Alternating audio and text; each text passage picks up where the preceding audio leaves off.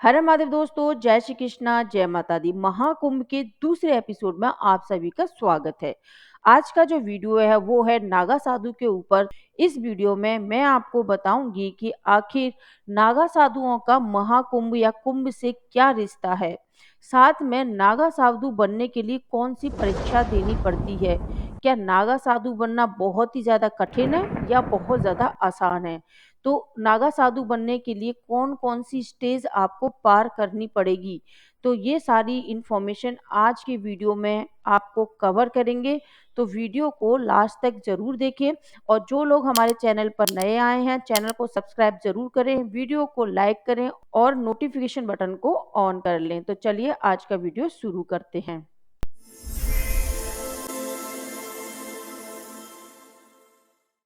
सबसे पहले नागा शब्द का मतलब समझते हैं। नागा शब्द संस्कृत के नग से बना हुआ है। नग मतलब होता है पहाड़, यानी पहाड़ों या गुफाओं में रहने वाले को नागा कहा जाता है।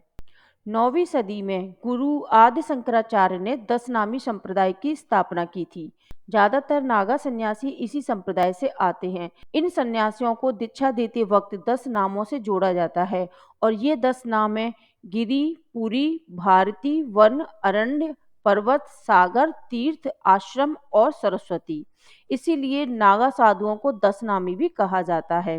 किसी भी उम्मीदवार को नागा साधु बनने के लिए अखाड़े से जुड़ना होता है। तो हमारे इंडिया के अंदर आज के टाइम पर कुल 13 अखाड़े हैं, जिनमें से 7 अखाड़े शैव सन्यासी संप्रदाय से आते हैं, 3 अखाड़े वैरागी वैष्णव संप्रदाय के अखाड़े हैं और 3 अखाड़े उदासीन संप्रदाय के अखाड़े हैं। इन सभी अखाड़ों की लिस्ट मैंने स्क्रीन पर आपको दे दी है, आप यहाँ पर देख सकते हैं। इन 13 अखाड़ों में से सिर्फ 7 अखाड़े ही ऐसे हैं जो नागा साधु बनाते हैं, जो मैंने रेड कलर से बोल्ड कर दिए हैं, जिनको आप यहाँ पर देख सकते हैं। ये 7 अखाड़े शैव सन्यासी संप्रदाय के ही अखाड़े हैं।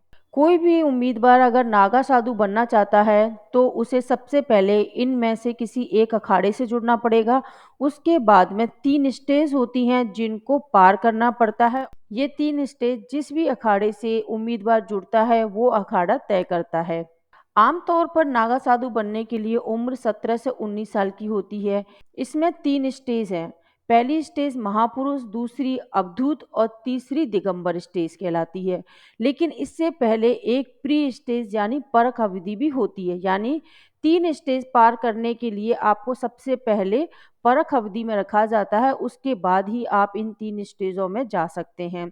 जो भी नागा साधु बनने के लिए अखाड़े में आवेदन देता है उसे पहले लौटा दिया जाता है। फिर भी वह नहीं मानता तब अखाड़ा उसकी पूरी पड़ताल करता है। अखाड़े वाले उम्मीदवार के घर जाते हैं, घर वालों को बताते हैं कि आपका बेटा नागा साधु बनना चाहता है। घर वाले मान जाते हैं तो उम्मीदवार का क्रिमिनल रिकॉर्ड देखा जाता है।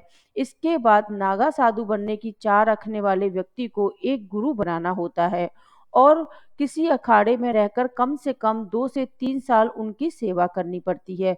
तो जो भी आपके सीनियर सन्यासी होते हैं उनके लिए खाना बनाना पड़ता है, उनके स्थानों की साफ सफाई करनी पड़ती है, साधना करनी पड़ती है और शास्त्रों का अध्ययन करना भी इनका काम होता है। उम्मीदवार सिर्फ एक टाइम ही भोजन करता है, काम वासना, नींद और भूख पर काबू रखना सीखता है। इस दौरान यह भी देखा जाता है कि वो मोह माया के चक्कर में तो नहीं पड़ रहा है, उसे परिवार वालों की याद तो नहीं आ रही।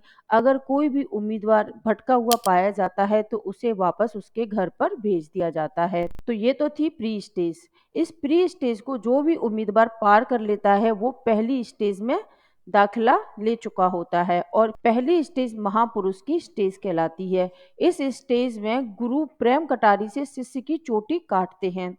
तो जो लोग परख अवधि में खरे उतरते हैं उसे वापस सन्यासी दुनिया में लौटने की सलाह दी जाती है। फिर भी वह नहीं लौटना चाहते तो उसे सन्यासी जीवन में रहने की प्रतिज्ञा दिलाई जाती है। उसे महापुरुष घोषित करके पंच संस्कार किए जाते हैं। पंच संस्कार यानी शिव, विष्णु, शक्ति, सूर्य और गणेश जी को गुरु बनाना पड़ता है। अखाड़े की तरफ से उन्हें नारियल, भगवा वस्त्र, जनेऊ, रुद्राक्ष, भभूति सहित नागाओं के प्रतीक और आभूषण दिए जाते हैं। इसके बाद गुरु अपनी प्रेम कटारी से शिष्य की चोटी काट देते हैं। इस मौके पर सीरा और धनिया बांटा जाता है। और इस स्टेज के लास्ट में उस उम्मीदवार को अब महापुरुष बोला जाना शुरू हो जाता है। दूसरी स्टेज है अवधूत की। तो जो भी लोग इस स्टेज में आते हैं उनको खुद का पिंडदान करना पड़ता है और 108 बार डुबकियां लगानी पड़ती है। महापुरुष को अवधूत बनाने के लिए सुबह 4 बजे उठाया जाता है। नित्य कर्म और साधना के बाद गुरु उन्हें लेकर नदी किनारे पहुंचते हैं। उसके बाद उनके शरीर के सारे बाल हटा दिए जाते हैं, जैसे एक नवजात बच्चे को कर दिया जाता है। नदी में स्नान कराया जाता है। वह पुरानी लंगोट को छोड़कर अब उनको नई लंगोट धारण कराई जाती है। इसके बाद गुरु उन्हें जनेऊ पहनाते हैं और साथ में दंड, कमंडल और भस्म उन्हें देते हैं। महापुरुष नागाओं को 3 दिन तक उपवास रखना पड़ता है, फिर वह खुद का श्राद्ध करते हैं। ये स्टेज इसीलिए खास हो जाती है। उसे 17 पिंडदान करने पड़ते हैं। 16 पिंडदान वह अपने पूर्वजों के करते हैं और 17वां पिंडदान वह खुद का करता है। इसके बाद वह सांसारिक बंधनों से मुक्त हो जाता है और वह एक नया जीवन लेकर अखाड़े में लौट आता है। इसके बाद में आधी रात में विरजा यानी विजया यज्ञ किया जाता है। गुरु एक बार फिर महापुरुष से कहते हैं कि वो चाहें तो सांसारिक जीवन में लौट सकते हैं। जब वह नहीं लौटता तो यज्ञ के बाद अखाड़े में आचार्य, महामंडलेश्वर या पीठाधीश्वर महापुरुष को गुरु मंत्र देते हैं। इसके बाद उन्हें धर्म ध्वजा के नीचे बिठाकर ओम नमः शिवाय का जाप कराया जाता है और अगले दिन सुबह 4 बजे महापुरुष को फिर से गंगा घाट पर लेके जाया जाता है। 108 बार उनको गंगा में डुबकी लगानी पड़ती है। इसके बाद उनको दंड और कमंडल त्याग कराया जाता है। अब वह अवधूत सन्यासी बन चुके हैं। तो इस स्टेज के बाद में उम्मीदवार को अवधूत सन्यासी कहा जाता है और इस प्रक्रिया में 24 घंटे का टाइम लगता है और 24 घंटे तक उनको उपवास भी रहना होता है। अब आती है तीसरी स्टेज, जिसको दिगंबर स्टेज बोला जाता है और ये स्टेज बहुत ही ज़्यादा खास और बहुत ही ज़्यादा कठिन स्टेज है। इस स्टेज में जननांग की नस खिंचाई की जाती है और कुंभ में शाही स्नान के बाद में वो नागा साधु बनते हैं। अवधूत बनने के बाद दिगंबर की दीक्षा लेनी होती है। ये दीक्षा शाही स्नान से एक दिन पहले से शुरू होती है। यानी कल शाही स्नान है तो एक दिन पहले उन्हें ये दीक्षा लेनी पड़ती है। ये बेहद कठिन संस्कार होता है। इस दौरान गिने चुने ही बड़े साधु वहां पर मौजूद रहते हैं। इसमें अखाड़े की धर्म ध्वजा के नीचे उन्हें 24 घंटे बिना कुछ खाए पिए व्रत करना पड़ता है और उसके बाद होता है तंग तोड़ संस्कार। इसमें सुबह 3 बजे अखाड़े के भाले के सामने आकर आग जलाकर अवधूत के सिर पर जल छिड़का जाता है और उसके बाद में उनके जननांग की एक नस खींच दी जाती है, जिससे साधक जो है वो नपुंसक बन जाता है और उसके बाद सभी शाही स्नान के लिए जाते हैं। डुबकी लगाते ही वो नागा साधु बन जाते हैं। तीसरी स्टेज पार होने के बाद ही वह नागा साधु कहलाते हैं। तो नागा साधु बनने के लिए एक उम्मीदवार को 3 स्टेजों से गुजरना पड़ा। तीनों स्टेज बहुत ही ज्यादा कठिन थी, जिनमें सबसे कठिन 3rd स्टेज थी और उसके बाद में 2nd स्टेज कठिन थी। तो ये 3 स्टेज होने के बाद में अब वो नागा साधु बन चुके हैं। भारत में सिर्फ 4 जगह ही कुंभ के मेले लगते हैं, जिनमें एक प्रयागराज में लगता है, दूसरा उज्जैन में लगता है, तीसरा हरिद्वार में और चौथा नासिक में लगता है। इन चारों जगह पर नागा साधु जिस भी कुंभ में स्नान करके नागा बनते हैं, उनके आधार पर इन साधुओं का नाम होता है। जैसे प्रयाग के कुंभ में नागा साधु बनने वालों को नागा कहा जाता है, उज्जैन में नागा साधु बनने वालों को खूनी नागा कहा जाता है, हरिद्वार में नागा साधु बनने वालों को बर्फानी नागा कहा जाता है और नासिक में नागा साधु बनने वालों को खिचड़िया नागा कहा जाता है। इस तरह से 4 तरह के नागा साधु होते हैं। ये 4 तरह के नागा साधु कुंभ मेले के आधार पर हैं। इसके अलावा नागा साधुओं को 2 तरह से और बांटा जाता है। एक नागा साधु होते हैं जो शास्त्रधारी होते हैं और दूसरे नागा साधु होते हैं जो शस्त्रधारी होते हैं। दरअसल मुगलों के आक्रमण के बाद सैनिक शाखा शुरू करने की योजना बनी थी।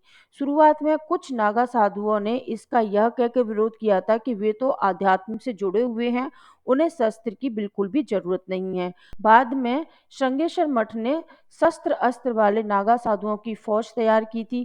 पहले सिर्फ उनमें क्षत्रिय ही शामिल होते थे और बाद में जातियों का बैरियर हटा दिया गया था। तो आज का जो वीडियो था वो हमारा नागा साधुओं के ऊपर था और हमने इसमें पूरी कोशिश की है नागा साधुओं को डिटेल में बताने की। इसके अलावा महिलाएं भी नागा साधु बनती हैं। अगर आप उस पे कोई वीडियो चाहते हैं तो वो हम दूसरे पार्ट में आपके लिए लेके आएंगे।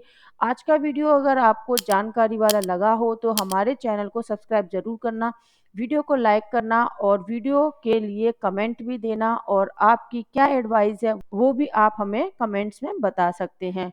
और ज़्यादा से ज़्यादा इस वीडियो को शेयर कर दो जिससे सभी लोगों को पता हो कि नागा साधु बनना इतना आसान नहीं होता है। तो आज के वीडियो को यहीं विराम देते हैं। हर हर महादेव दोस्तों, जय श्री कृष्णा, जय माता दी, बाय बाय।